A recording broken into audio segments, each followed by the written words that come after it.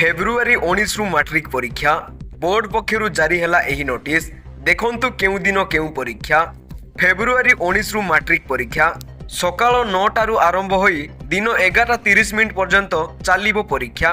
Board पक्षरु जारी हैला एही नोटिस।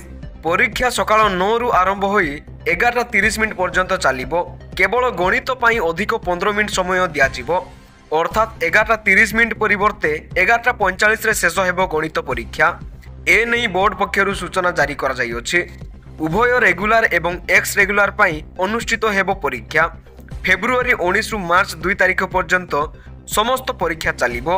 प्रथम दिन अर्थात 19 रे मातृभाषा ओडिया, 21 तारिख रे हेबो द्वितीय भाषा इंग्राजी एवं 23 तारिख रे तृतीय भाषा हिंदी किंबा संस्कृत और 25 तारिख रे विज्ञान एवं 27 तारिख रे सामाजिक विज्ञान एवं मार्च 2 तारिख रे गणित परीक्षा हेबो। ए नहीं बोर्ड पक्षरु सूचना जारी करा जाई अछि।